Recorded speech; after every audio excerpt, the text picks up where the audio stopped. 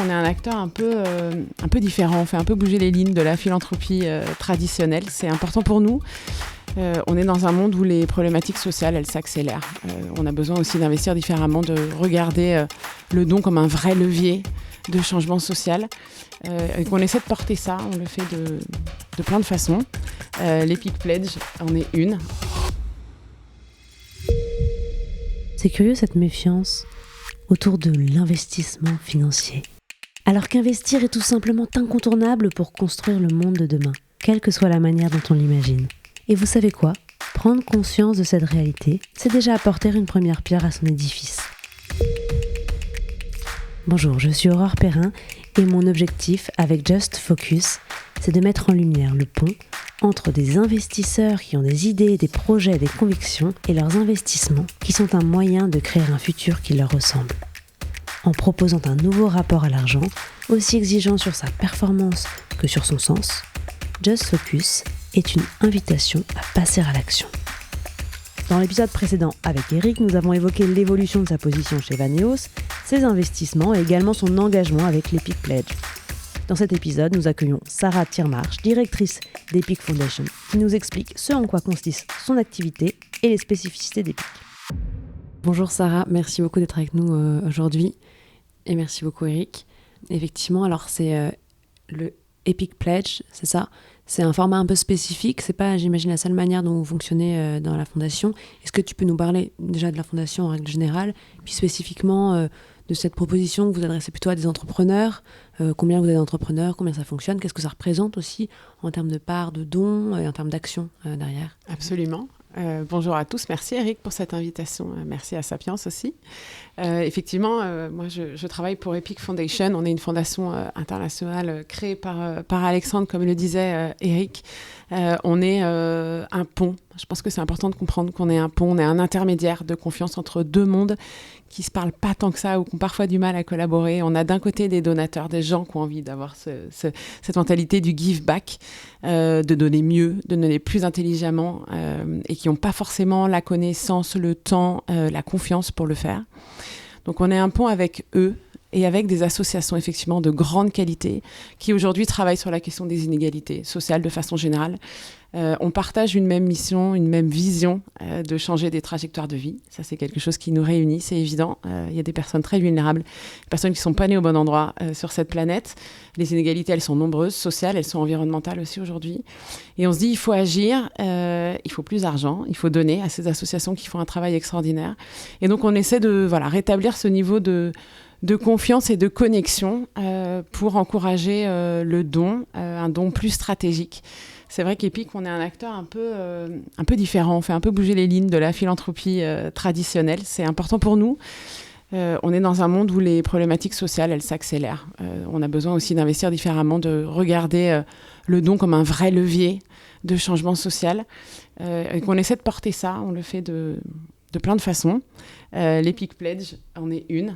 On a la chance, Epic, je pense, d'être un mouvement qui réunit un grand ensemble d'acteurs. Nos donateurs, ils sont individuels, ils sont aussi entreprises. Côté individuel, vous allez avoir des grandes familles, vous allez avoir ces entrepreneurs qui signent cette Epic Pledge.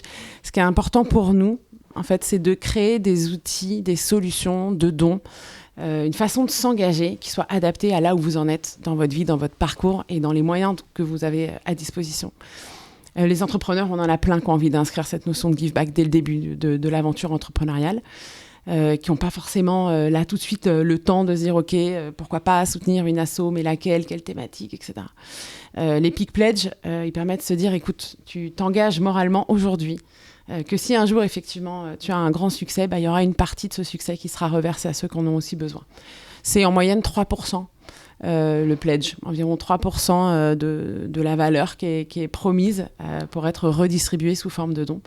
Quand il y a un événement de liquidité, c'est un exit total ou c'est un exit partiel. C'est l'entrepreneur qui choisit à ce moment de liquidité que c'est le moment où vous sortez aussi, ou c'est vous qui pouvez dire maintenant on veut sortir, enfin, comment est-ce que vous... Non, sur le coup c'est vraiment nous on s'adapte à nos contributeurs, donc c'est eux qui vont nous dire à un moment donné là j'ai pu voilà comment évolue ma boîte, je suis rachetée ou je vends tout ou partie de mes actions. Donc, j'ai envie d'exécuter une partie de mon pledge. Je ne peux pas tout faire parce que je n'ai pas tout revendu.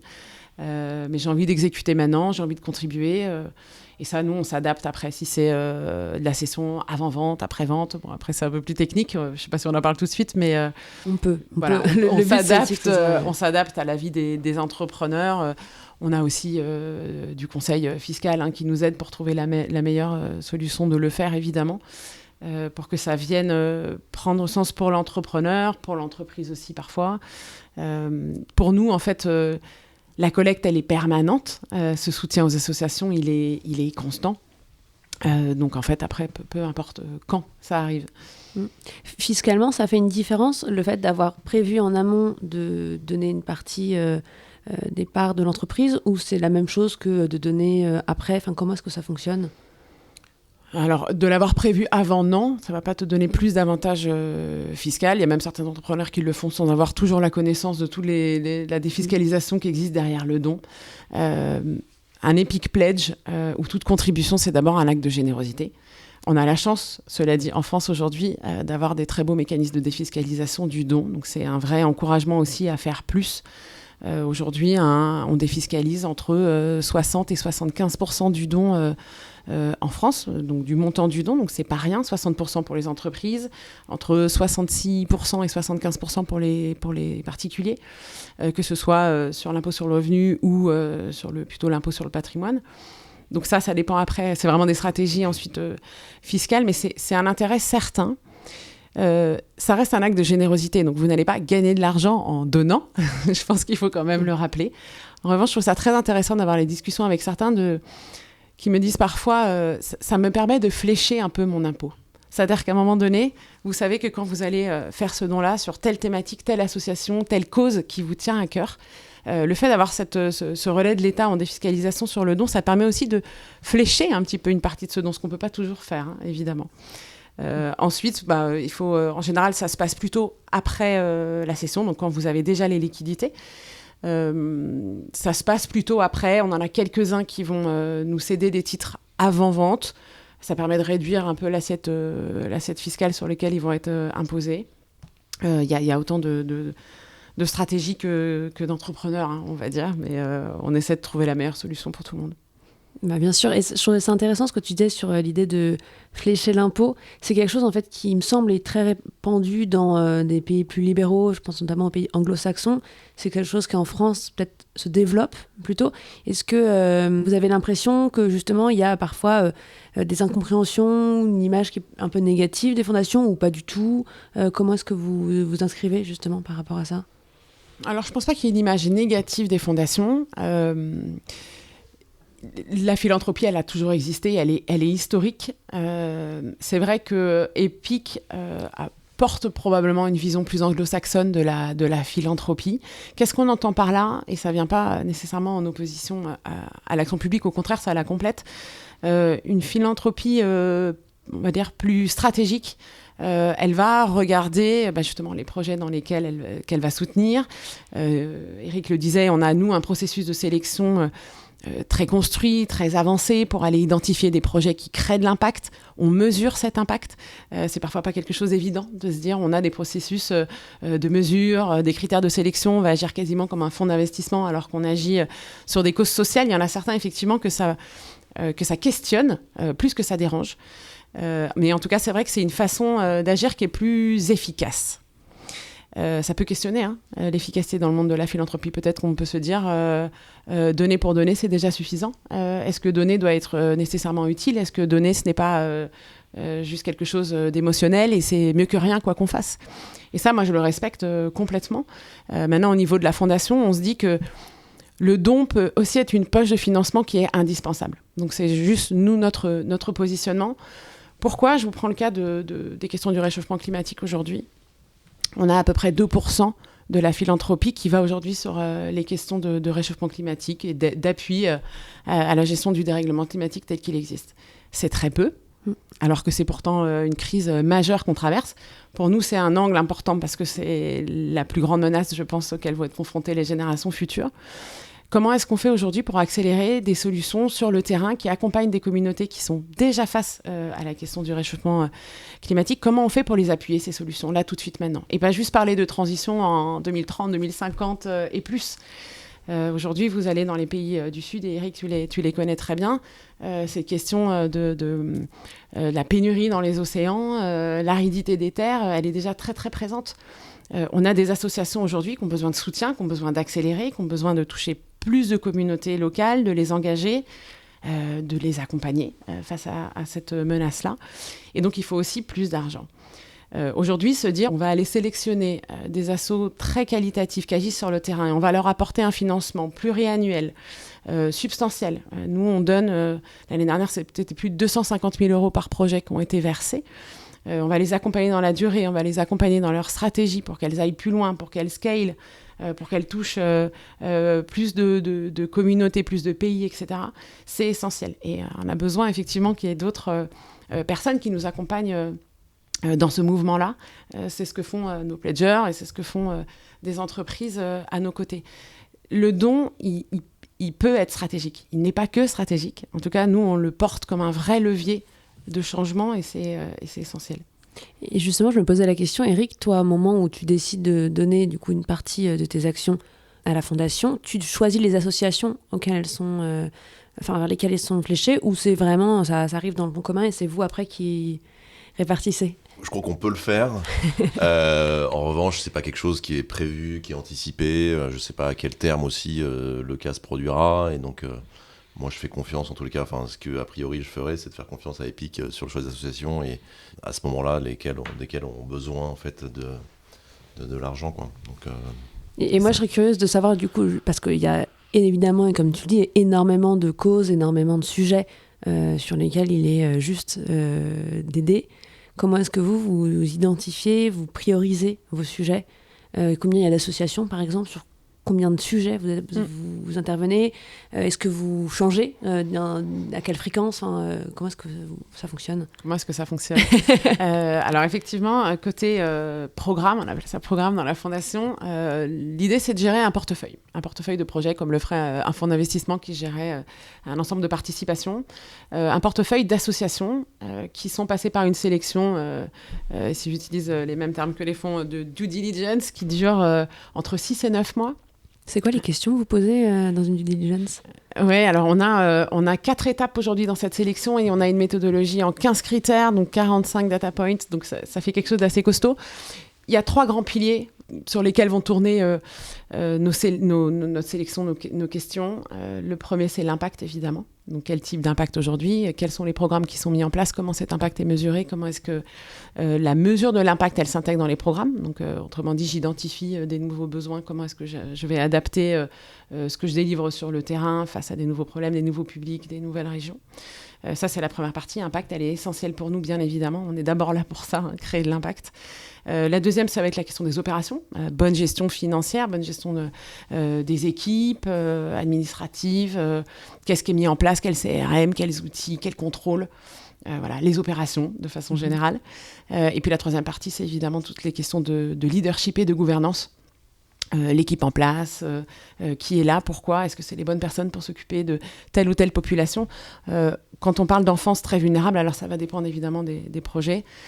Sur des enfants très fragiles et très vulnérables, vous devez avoir évidemment des professionnels formés. Ça peut être une autre question. Est-ce qu'on est sur une association qui fonctionne sur du bénévolat, du mentorat? Est-ce que c'est pas plutôt des professionnels qualifiés? Voilà. Donc ça dépend évidemment de là où on intervient. Epic a soutenu en 8 ans 53 associations sur 5 continents. Notre portefeuille actuel, c'est 22 projets. D'accord. Donc les projets, les autres, ça veut dire qu'ils sont sortis. Ouais, c'est ça, mais ce qui est normal, puisque c'est la vie de tout projet. Donc nous, on les soutient autant que nécessaire. C'est des croissances. On intervient à un moment donné où on peut être catalytique. C'est des assos qui sont déjà lancés. On fait pas du lancement de projet, nous. Donc des assos entre 1 et 10 millions de budget, on va dire, quelque chose comme ça, qui sont aussi bien en France, en Angleterre, aux États-Unis, en Belgique, qu'au Kenya, en Inde, au Cambodge. Donc ça peut être très local ou au contraire. Exactement. Donc on est aujourd'hui dans 10 pays clés sur lesquels on intervient et elles vont avoir des parcours de vie différents. Donc nous, l'idée, c'est d'intervenir là où elles ont besoin dans des phases de croissance. va se passer 3 ans, 4 ans, 5 ans, parfois 9 ans. Là, on arrive aux toutes premières qui ont été sélectionnées, qui sont arrivées au tout début de l'aventure Epic, qui probablement sortiront, mais on peut les accompagner vraiment dans la durée selon les besoins, avec des montants évidemment de financement qui sont différents. Minimum 100 000 euros par an. Ça, c'est la promesse de départ qui est faite à n'importe quel asso qui rejoint le portefeuille Epic. Et sur les thématiques, je vous le disais tout à l'heure, le focus Epic a été au départ l'enfance très vulnérable. Comment on change des trajectoires de vie entre 0 et 30 ans. Il y a des nouvelles thématiques qui ont émergé. On essaie d'être une fondation assez agile qui s'adapte aussi aux besoins. On a vu émerger par exemple la problématique de la santé mentale récemment. Donc depuis 2020, on a beaucoup investi ce champ-là. Question de la santé mentale qui se pose aussi bien dans les pays émergents que dans les pays du Nord. La question de l'environnement et de la protection du climat, je vous en disais tout à l'heure, comment est-ce que ça vient impacter les générations futures. Puis ensuite, on va avoir d'autres projets, des sous-portefeuilles sur l'éducation, la lutte contre la pauvreté, etc. Donc voilà, 6 grandes thématiques chez nous, 22 assos aujourd'hui. Et puis des nouvelles associations qui arrivent. On a eu une sélection au Kenya en juin dernier. On va avoir 1 ou 2 assos françaises là sur début 2024. Donc voilà, un portefeuille qui est dynamique, qui permet aussi à chacun de soutenir une cause qui lui tient à cœur. Et pour répondre à ce que disait tout à l'heure Eric, qui est pledger, donc effectivement, on n'a pas encore les dons exécutés, mais l'idée, c'est que pour n'importe quel donateur, n'importe quelle personne dans le mouvement Epic, elle peut se dire soit je soutiens la cause au global et je soutiens ce portefeuille d'assaut parce qu'en fait il fait sens et moi j'ai envie de faire confiance à Epic aussi dans comment sont alloués les fonds. Et puis certains vont dire non, moi je m'intéresse que à la France parce que je veux que ce soit des causes qui soient près de chez moi, ou alors au contraire moi je considère que les personnes qui vivent en Inde aujourd'hui, elles sont de toute façon plus mal loties, donc ce qui m'intéresse c'est les pays émergents. Ou alors, c'est une préférence sur une asso en particulier ou une thématique tout particulièrement. Par exemple, la santé mentale, si ça vous tient à cœur. Et donc, nous, là-dessus, on s'adapte évidemment au profil de chacun, aux envies de chacun. Ok. Et aujourd'hui, tu sais qu'il y avait 330 pledgers, c'est ça ? Ça représente quoi comme part de votre budget par rapport à d'autres donateurs qui sont peut-être plus classiques, des entreprises ou des particuliers qui font des dons directs ? Alors aujourd'hui, on a collecté Epic 75 millions de dollars en 8 ans. Okay. Ce qui est intéressant avec le pledge, c'est pas tant ce que ça pèse dans ces 75 millions de dollars, mais c'est plutôt ce que ça va représenter dans les années qui viennent. Oui. Le pledge, par définition, c'est un engagement qui se construit dans la durée. Ça fait combien de temps que c'est en place ? Ça fait 6 ans. D'accord. Donc là, on commence à avoir des exécutions de pledge qui sont très intéressantes.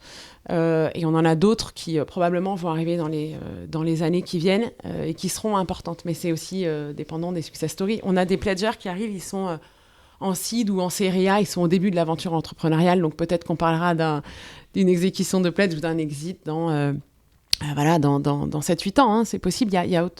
Les parcours d'entrepreneurs, ils sont quand même pas linéaires. À quel moment il va y avoir un exit, c'est difficile à prédire. On arrive aujourd'hui, nous, à suivre à peu près combien on peut valoriser cette communauté de pledgers. On a des très beaux pledgers qui ont fait des belles sorties, notamment aux États-Unis récemment, et donc ça, c'est très chouette.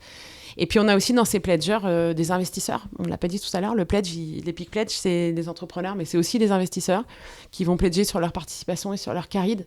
Et ça, effectivement, ça a mené des très belles contributions au sein d'Epic ces dernières années.